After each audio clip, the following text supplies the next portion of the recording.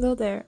Today I'll be reviewing Shatter Me, a book by Tahereh Mafi. I don't know how to pronounce her name, but basically, this video is gonna have spoilers. So yeah, you don't have to watch it, but um, I'll basically summarize what's happening and share my thoughts. So let's get started. So there's this girl named Juliet. She's basically Shigaraki from My Hero Academia, and she can destroy anything she touches. She's so scared of killing people, which is a valid fear. She's she's a kind-hearted girl. She grew up traumatized because her parents didn't want her, and they threw her in a mental asylum, and that's where she stayed for 3 years without any information from the outside world. If I were in a mental asylum for that long, I would want to read on what's happening in the world because knowledge is power, baby. But one day, there is a boy who is thrown into the same cell as her, and she teaches him how the asylum works because she has to deal with him now. But then she's taken to a compound called Sector 46 where this reestablishment thing is. It's called the reestablishment, okay? And and then there she meets this guy named Warner who just wants to use her as a weapon for war, and she says no. And I'm pretty surprised because at this point I was thinking, "Oh my god, you could literally use him for your advantage. Like you could pretend to like be on his side, and then when you get enough information about the state of the world, you can betray him. Like Juliet, you should have done that." But that would have been very interesting because it would have been like a separate timeline, like the moral complexities of she has to kill people because that's what Warner is making her do, or torture people, and she doesn't want to do that in her heart because she knows she's a good person, but at the same time she's using her brain. And then I can also see how Warner would also get close to her as well in that regard.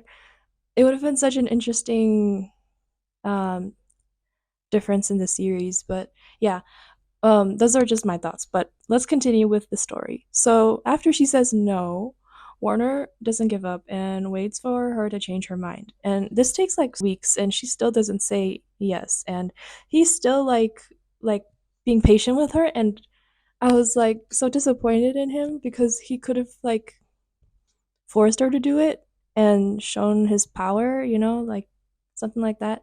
So I was kind of disappointed in his character with that, but I see how it's because she was planning to escape with this guard. Okay, so there's this guard named Adam, and basically that boy who was thrown in the cell with her is Adam, and so she feels betrayed because she feels like he was the one that ratted her out or threw her in the cell. She has a right to be mad, but then it turns out Adam really likes her and wants to like be with her, and then she trusts him again. And I wouldn't have trusted him at that point because he's the one that spied on me in the cell. Anyway, after that, after a few weeks she escapes with Adam, and they have developed a relationship together now. And also Adam can touch her because that's significant because no one can touch her. And she has this touch starvation too throughout the book, where she always talks about being touched, like she wants to be touched. And it's super weird, but it's interesting because no one can touch her and she hasn't really had any love growing up. So yeah, and apparently Adam likes her because she's a good person, which is nice. Aw, Adam. But yeah, I mean, I thought he was a pretty boring character in this book, but at least he helped Juliet out of the reestablishment. So yeah, they escape out the window. Oh, and basically Warner tries to stop Juliet from escaping out the window with Adam. They're climbing down the building, and while doing so, he tries to kiss her or something, and then she uses that physical contact to try to she shoots him in the leg or something. And yeah, they escape, Adam and Juliet, and then after they escape, they meet Adam's little brother, and it turns out Adam was taking care of him all this time and only cares about him he just like he's trying to make ends meet by having that soldier job, like by like being in the reestablishment, and apparently like schools closed and stuff. Like the civilization is just like in like a war zone right now. Yeah, it's been like a long time since. Well, it's been like a few years since everything's been normal in society ever since the reestablishment. Yeah, we have like a little bit. We know a little bit more about Adam, and this is where we learn about like his brother, and he's a good guy, and he likes Julia because she's a good person. And they also meet Kenji, which is this guy who seems to be on the run, but and like they can't really trust him when he says like I can take you somewhere safe. Oh, and he kind of flirts with Juliet too, so he's kind of like a rival-ish, not really, but then they become friends, so it's fine in the end. Also, Adam's little brother is like so pure, and he's too pure for this world. Like kids these days, they're like very mature and stuff, but like this little boy, he's as innocent as a kid in the 2000s before we had iPads. Yeah, he's like so adorable and like so kind. But basically, we got off topic. So anyway, after that, Warner is like trying to hunt Julia down because he wants her back, and she is anxious about that, and so they decide to run away. But they get stuck in the crossfire, and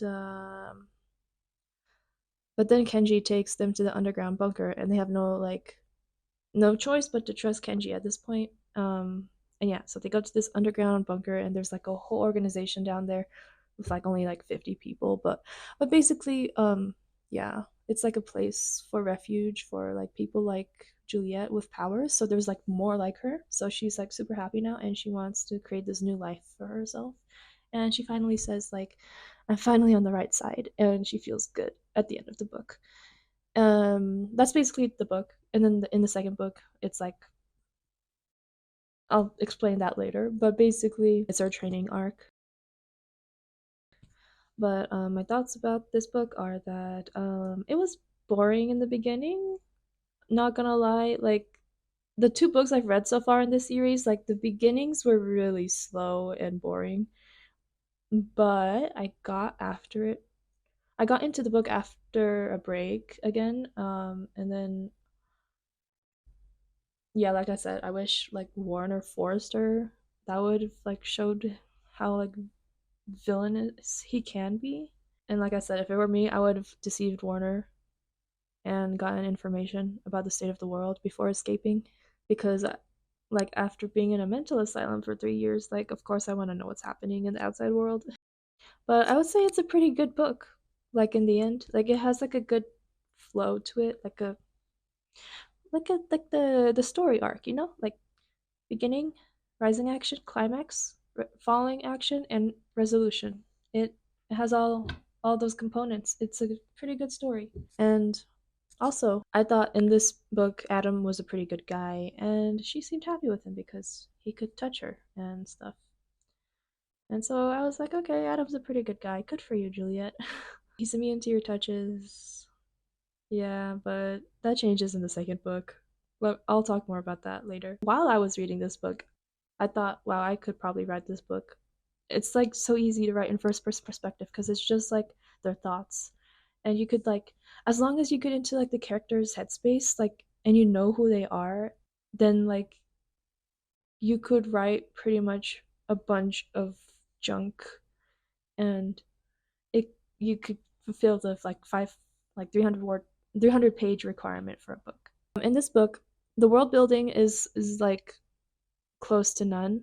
Its character dynamics carry the whole entire story. Just mainly three characters, four-ish characters, one side character, the little brother.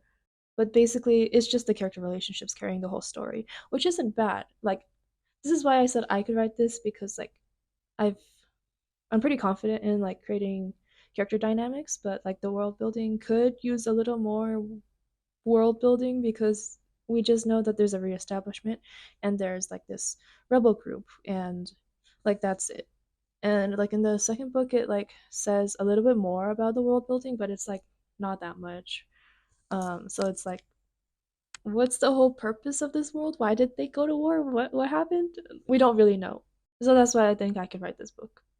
But yeah, that those are my thoughts. Thank you for listening, and yeah, let me know what you think about Shatter Me if you've read it. This is actually like a monumental book for me because the last time I read like a book that I enjoyed was The Hunger Games, I think, and that was in I was like 15 at the time, and that was like the last good book I enjoyed, and it was dystopian. I loved the dystopian novels. I loved Divergent.